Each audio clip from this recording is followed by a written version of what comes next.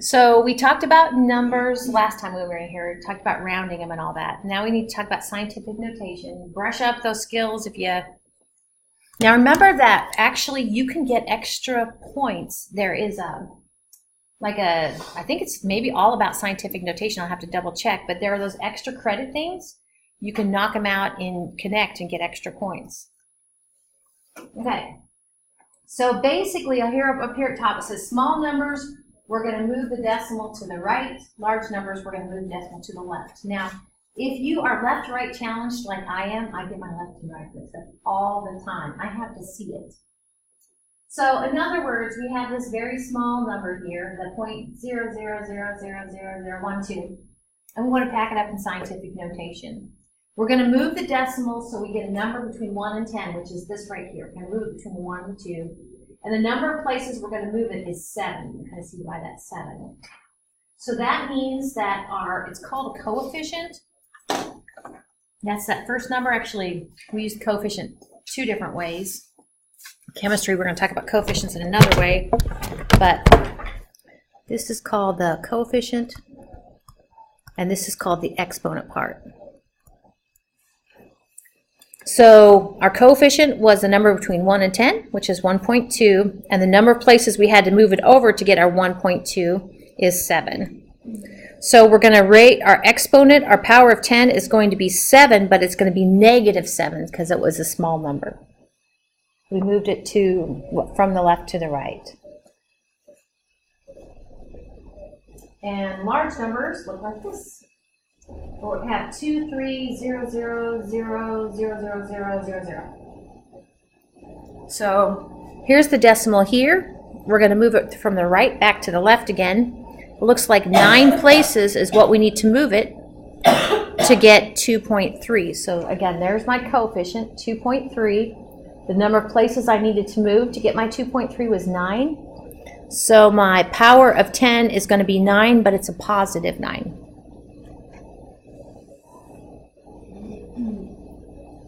All right. So I'll give you a minute. We got 1, 2, 3, 4, 5, 6. We got 6 there. We're going to go around the room. This is what you get those participation points for. So go ahead and knock those out. There you go.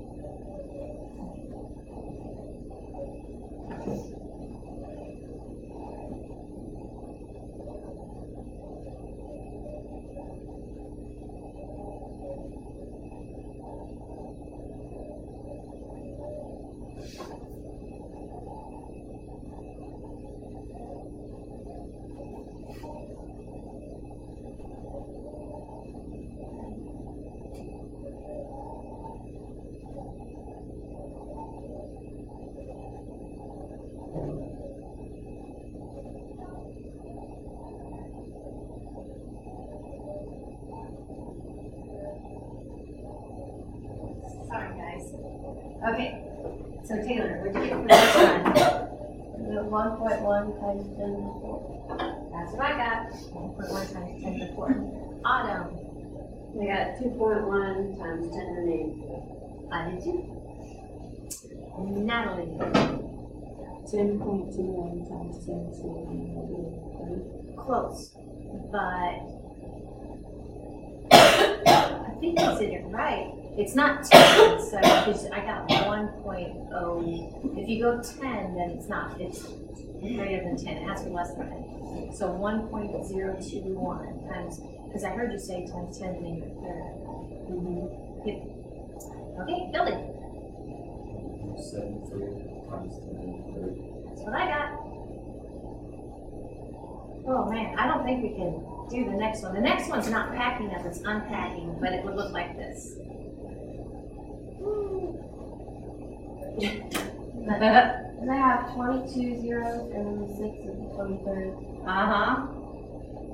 Oh, so what about, this is what you just said. So what about this one? Yeah.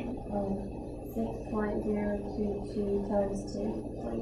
Yay! Yep. And actually, we talked about a mole, like molar masses the other day.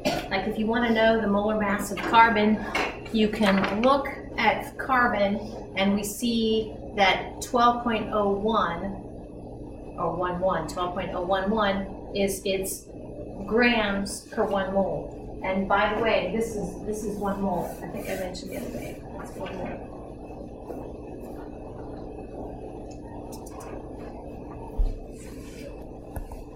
Very good. All right.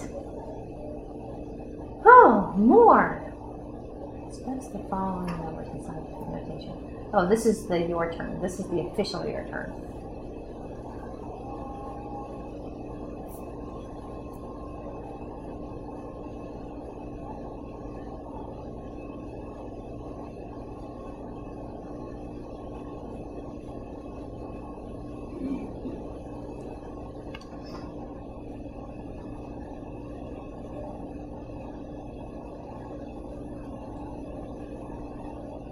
That last one looks familiar.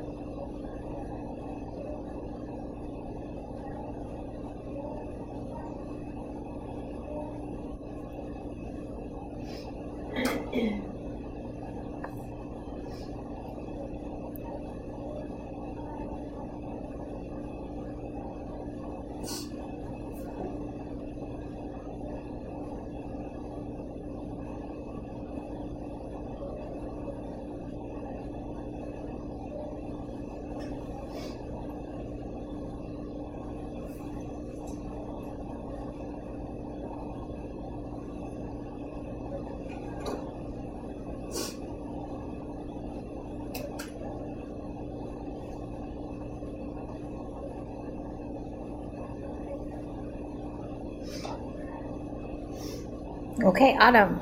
How about the first one? 5.9 times 10 to the negative 8 centimeters. Sounds good. 5.9 times 10 to the negative what? 8. Negative 8 centimeters. Perfect. Hey, Natalie. 1.002 times 10 to the 14. Yeah. Awesome. Billy? 6.003 times 10 to the 10 to the negative what? 9. Perfect. Taylor? Minus 1 mole. What's that? Minus 1 mole. 1 mole. Yep. 6.022 times 10 to the 23rd. By the way, let's see. Yeah, in the fall, let's see, which month is it October? Is it the 10th month? Yes. On October 23rd, I want to hear some whoops and hollers because that is mole day. Yep. It's kind of like Pi Day. When's Pi Day? I know this has nothing to do with chemistry, but what are the first 3 numbers of pi? Uh-huh. So Pi Day is March 14th. Geeks. There you go. That's Pi Day. All right. Anyway, speaking of pi, so back to, well, not back to the cell phone. This is actually in the crust of the Earth, and we've been looking at some rocks this morning. So in the Earth's crust, most of it's oxygen, followed by silicon, and actually we're going to talk more about purification of silicon for our cell phones. Followed by, looks like aluminum, and then iron. What does group 1, 2 mean? What's that? Very good. It means the alkaline metals and the alkaline earth. Perfect. You have group 1 and 2. That's what that means. So that's pretty fun. Alkaline metals and alkaline earth. All right. So I kind of had to stick in some slides because I didn't like the way, I almost said OpenText. I didn't like the way that chemistry and context kind of handled some of these. So if you happen to have your periodic table handy, go ahead and grab your periodic table. I'm going to tell you how I think I would dress it up. So metals, how do we know where the metals are? Periodic table. If I said Jag, where's the Jag? The Jag is over here. Yep. So, and I started to make mine heavier. I need to get a darker colored pen. If you want to, what I did, I know sometimes you don't want to make it mess up your pretty one, but I went ahead and marked in my Jag. Okay, the Jag is between those two kind of green, like the aqua colored and the light green. Which one? Oh yeah, she's got the Jag marked in there. Yep. Doesn't that cut out a couple minutes? The germanium and the So, right here. so the germanium and antimony, those might be metalloids, but between being metals and non-metals, they are metals. So these guys, mostly. Oh, I see. Yep. So we have mostly metals. Now that's important because we're going to actually, metals do different than non-metals. So here it says neutral metals lose electrons to become group 8A elements. What's the name for the group 8A elements? What are these guys called? Noble gases. The noble gases. Yep. Noble gases, rare gases, inert gases, but I think most likely noble gases. Yep. So what happens is that metals tend to kick off electrons to get electrons to come at them. Well, first off, argon. Let's pick on argon. Find argon in there. So if it's a neutral atom, how many electrons does argon have? 18. Has 18 electrons.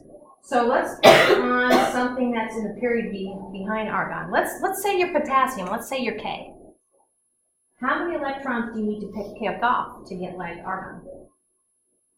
One, just one. And that's exactly what potassium does. Actually, remember when we talked about the Mondays, Tuesdays, Wednesdays, Thursdays, Fridays, Saturdays, Sundays? Okay, actually, if you, not only potassium, but sodium, lithium, rubidium, cesium, and francium, they all kick off one electron to become like, actually not to become like argon, to become like the rare gas before them, in the period before them. Okay? So, this is where, if the 1A, which potassium was 1A, what I like to tell students is to put a +1 up there. So we're going to call that a Katz ion. It's an ion because we don't have the, after it kicks off an electron, you said after K, which has 19 electrons, kicks off an electron, now it's going to be a +1 charge. And so you could put, so you could say K does that. Kicks off an electron. So what I started to say is I would put a +1 at the top of this column. A +1 right there. Group 1A. How many electrons do you think 2A kick off? So let's go next to potassium. Let's go to calcium. So if calcium wants to have electrons like argon, how many does it kick off? 2. Exactly. And that's what it does. So instead of that M, you could put calcium there. And you can say magnesium, beryllium, strontium, barium, radium, yep, they all do the same thing. So that's why I tell students to put a +2 at the top of that column. So the M +2. So why is the formula written like that where it's +2? Because it's now, Because it's got to be balanced. well, it's got to be balanced, but like if we took the example of, what do we pick on, calcium, if you could make this Ca, and then on the other side, it would be Ca +2. That's why. We could make this, what was this, K? You kick off an electron, it becomes K +1. That's why.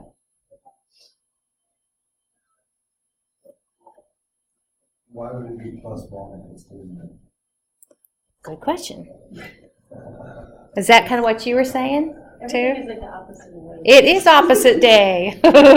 Did you know? Did you get the memo? Okay, so let's pick on K. So a neutral potassium atom has, what, 19 protons in its center, right? I don't know how many neutrons, but I'm not worried about it. It's got some. There's its nucleus. And if it's neutral, it has 19 electrons in a cloud outside. Okay, that's neutral. That's your K. Now, it wants to become like argon. Okay? So now one of these guys is going to go away. One electron is going to leave.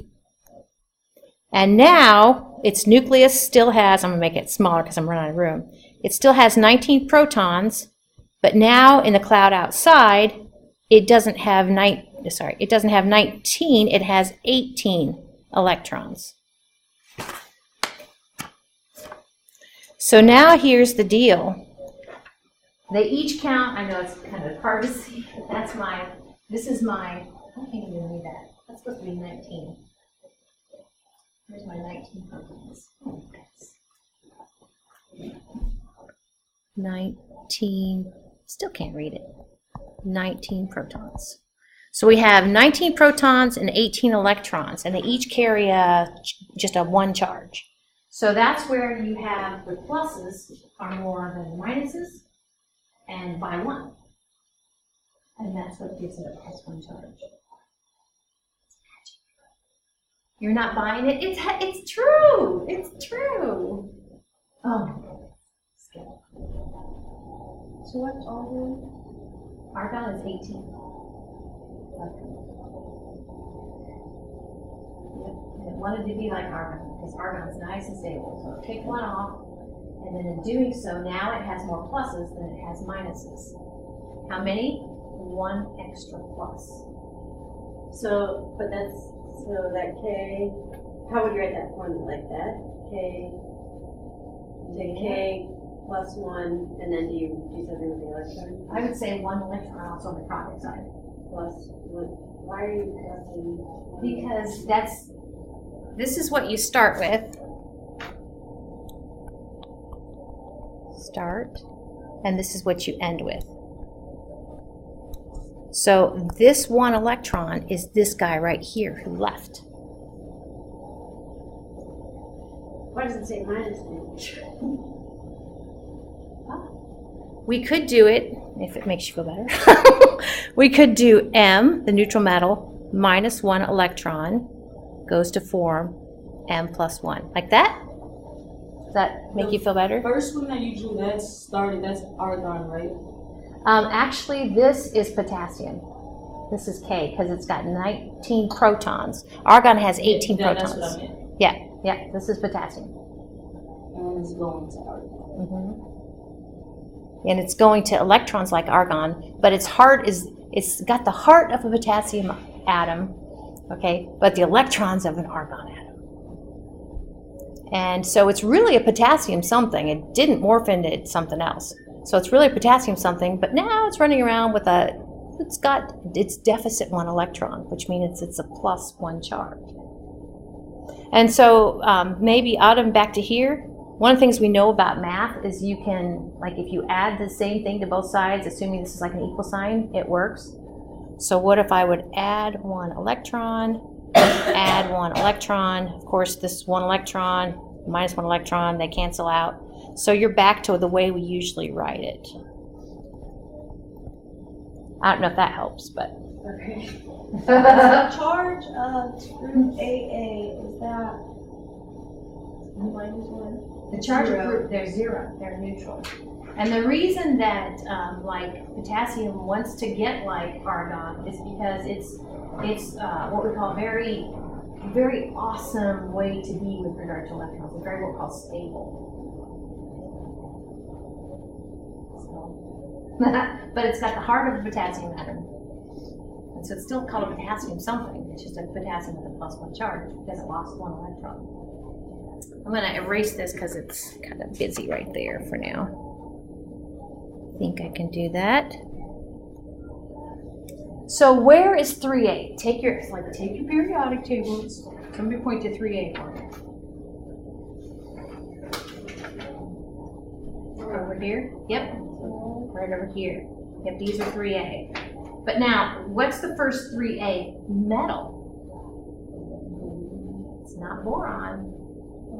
It's aluminum. That's the first 3A metal. Yep. So one more thing I'm going to say about those is those kick off, and I know the math's not going to work right for you, but actually they kick off 3 electrons. So 3 electrons are produced. I do hear what you're saying, Autumn. We could say those 3A metals, starting with aluminum, if you subtract 3 electrons, you will get this a plus 3, what we call cation. But it's usually written this way. I guess it's just been a long time since I've Yeah.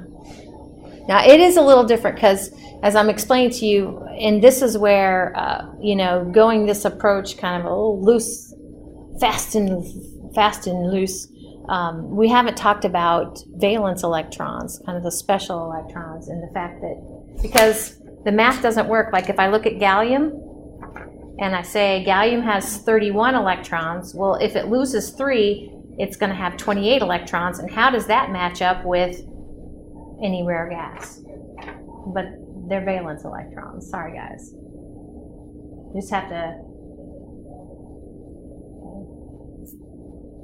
Other metals. Oh, the word is lose. I hit some words here. Other metals.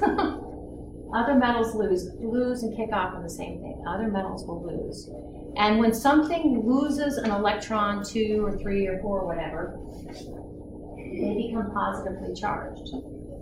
Now this gets into some of the Learn Smart that y'all have been doing with the redox reaction, oxidation reduction. So I'm getting there. When a metal loses an electron, like I said, this slide says it can be a significant source for electrons. Maybe metals kick off electrons. Well, maybe something wants to take in electrons, and that gets to our see, our oxidation, losing electrons, and our reduction, taking in electrons. It's almost like a symbiotic. Think animal kingdom. Okay. So electrons doing this actually is called oxidation. Oxidation. All right. Oxidation. That was the last word to fill.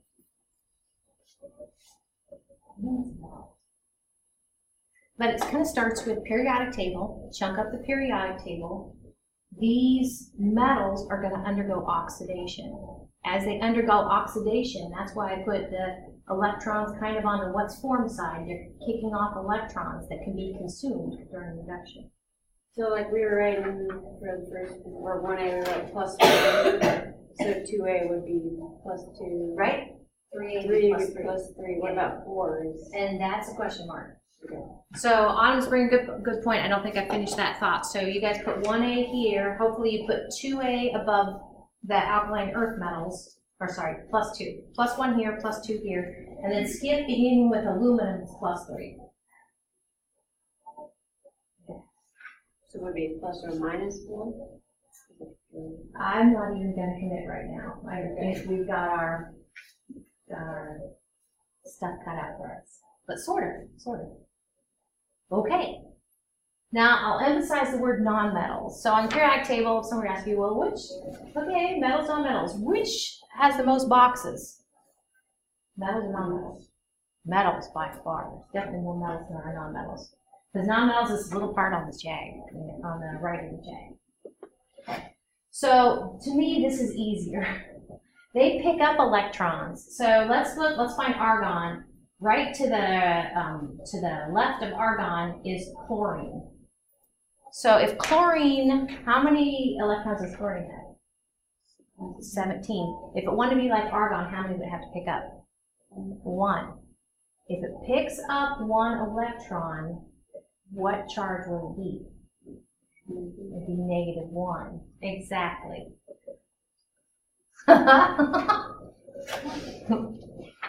And we could actually kind of show this, and like,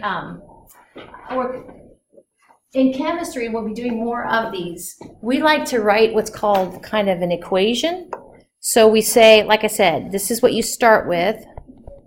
We have an arrow, and then this is what you end with. Cool. So I tell students, by the way, what fancy name is the 7A given? For letter H. Halogens. So I like to put a -1 there. And then how many electrons will the group 6A pick up? 2. 2. So I'd like to put a -2 there. Bless you. How about 5A? I'll pick up 3 electrons, so I'll put a -3 there. And so, like Autumn said, what we've kind of left out is this kind of 4A guys, okay? And I use the term, you can hang your hat on it. You can actually hang your hat on the whole -1, -2, -3. You can do that, okay? But the 4s are question marks, okay? Similarly, you can hang your hat on the +1, +2, +3, beginning with aluminum, okay? But these guys are question marks in general. We don't know how many electrons they're going to kick off, but they're going to kick off electrons. Cool. So, other metals, what do you think word goes there? Gain. And actually, that should be non-metals. You read my mind. You read what I meant to say. This should say non-metals. Sorry. Other non-metals. Ooh, this should say gain. Are you serious? I forgot. I copied and pasted. Thanks. My bad. That's what I meant to say. All right. Cool. So with regard to the redox reactions, does this make sense that these nonmetals are the ones sucking in electrons? Okay. The metals are giving up electrons. It's a beautiful thing. And Autumn mentioned kind of this balance thing. When we're clicking along, the number of electrons given up by the metals is equal to the number of electrons taken in by the non-metals. Okay. So we say that these undergo reduction. The last little word to fill in is reduction. Which is confusing. Join my world. I know. In Gen Chem 2, we even talk about the oxidizing agent is the thing that's reduced, and the reducing agent is the thing that oxidized. Like, seriously? Anyway. Okay. Now, we're going to get to the redox. We're going to come back to that. But actually, this goes to a charge thing. We'll kind of do these together. That's okay. Do them if you know them. Now, in order to have this make sense, I think you have to find these on the periodic table. Oh, did I not? Oh, goodness. I need to do this first. Oh, okay, forget that. We're going to come back. I did these out of order. Go to this one. We're going to come back to that one.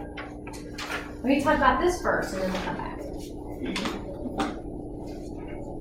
So the other day, we'll kind of regroup here. We said that matter has mass, occupies space, made up of atoms. Okay, it can either be, it starts with letter M over here on the right. I feel like that sloth. Have you seen that commercial with the sloth? Draw something. Okay, what's this word over here? M. What? Mixtures. Or it can be starts letter P.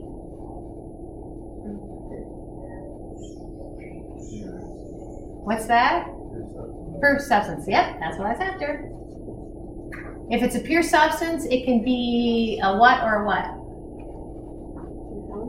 Yep, elements or compound. I abbreviate compound CPD. And there's two types of compounds. Anybody remember those? Starts letter M. Molecular. Very good. And then the other type is starts letter I. Ionic compound. Yep. And ionic compounds, and I think the textbook said this, and I probably didn't emphasize it, but ionic compounds, if the formula has a metal, then it's probably 95% chance that it is an ionic compound. So instead of looking for the union label, you look for the metal. So I'll just put has metal. All right. Ionic compounds then. Ionic compounds are formed from ions, right? We just talked about ions. Metals, do metals gain or lose electrons? Lose electrons, very good. Positively charged. So, looking in these formulas, I'll just go ahead and say sodium is a metal, right? Sodium metal. Oops. Oh, it doesn't want to work. Oh, come on. Anyway, sodium's a metal, magnesium's a metal. I hope that this works though. Now, what this says is when we write the formula of the ionic compounds, all the charges have to cancel. I'd be so bummed if my pen stopped working. For instance, what charge would you tell me the Na is? I have to do it up here. Oh. Like find it on the periodic table, find what you put at the top of the column, and what's Na. It is a +1. Cool. So Na, whoops.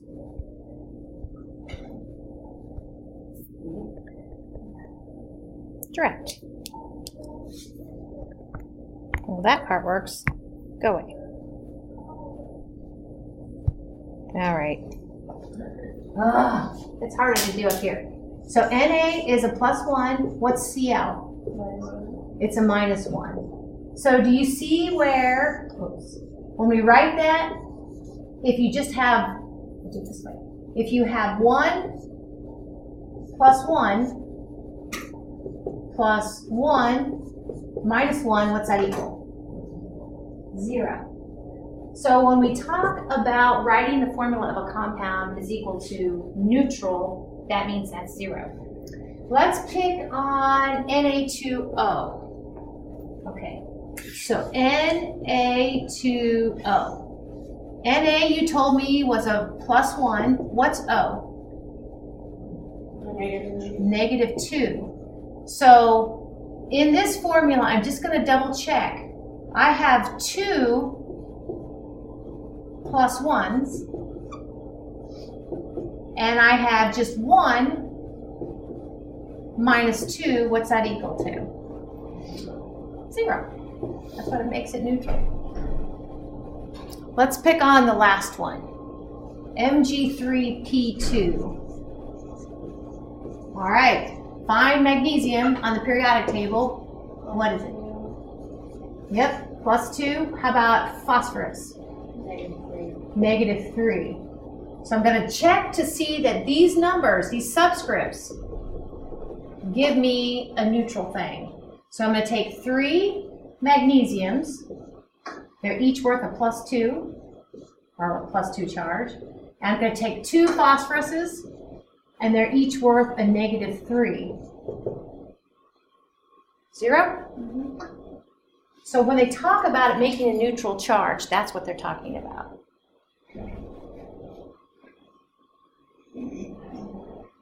I'm not going to worry about naming them for now. Okay. Now, down here, it says, if you find iron on the periodic table, okay, is it where you know what it, can you hang your hat in the charge? No. But can you deduce what its charge is here? What's oxygen? Negative 2. So oxygen's negative 2, and one of them will make this neutral. What's Fe? Fe's got to be a plus 2. You just deduced it. What is his name? Sherlock Holmes would be impressed. See if this works. Negative 2. No, it's still not. Okay, let's do another one. It's a little harder. Let's look at the next one. Cr2s3. So find chromium on the periodic table. Do you know what its charge is? Nope. Find sulfur on the periodic table. Do you know what its charge is? Yep. Cr2s3. So chromium, I'm going to put question mark plus. I don't know what it is. But you told me sulfur is a negative 2? All right.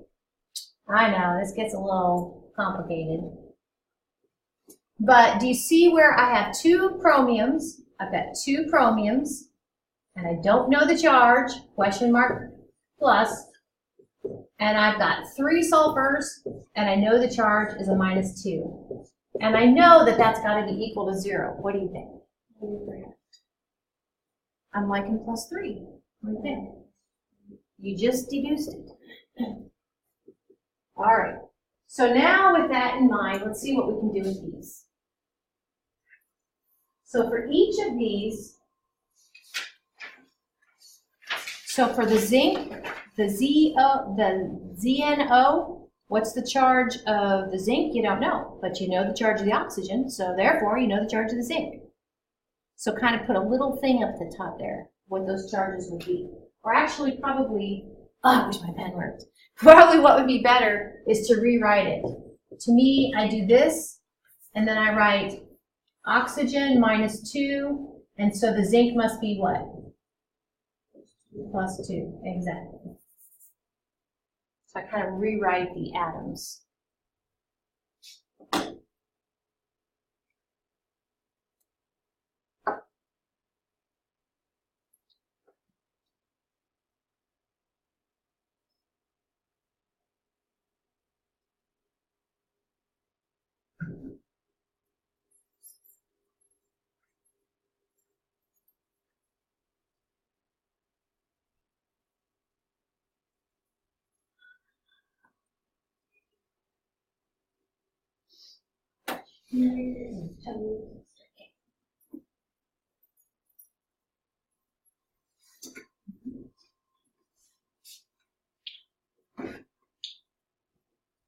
So for B, what'd you get for B? What's the copper? We know chlorine is minus 1. What's the copper?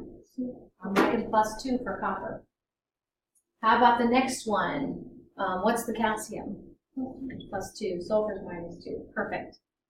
For D, oxygen's -2. What does that make the TI? +4. Okay. All right. So this was all important now because when you guys just came up just now with what's the charge of the atom and the ion, that actually was what we call its oxidation number. Oxidation number and oxidation state mean the same thing. Okay. If the value of oxidation number is increasing, remember that little arrow? I said this is what you start with. There's an arrow. This is what you end with. If you compare whatever oxidation numbers you have on either side of the arrow, if the oxidation number is getting larger, then we say that the atom is oxidized. It kind of makes sense. Oxidation number increasing, it's oxidized.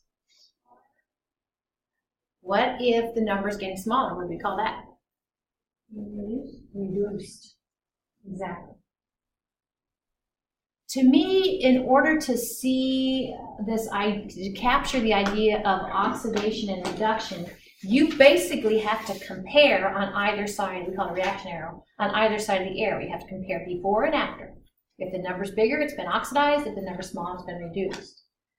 So here comes the rub. You have to be able to identify oxidation numbers, oxidation states on either side of that arrow, before and after. So here are some hints, and I couldn't find this in the textbook, so I just put on my chemistry hat.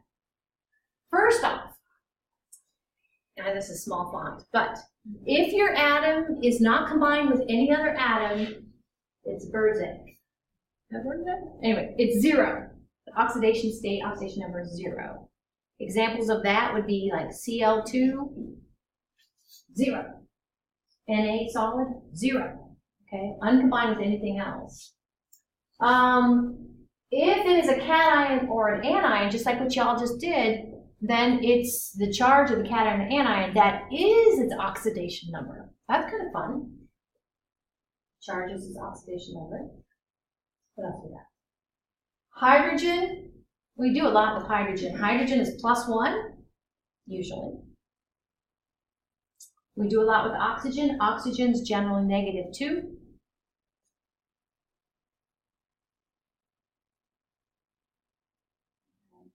So that there's emphasizing this because they're used so much?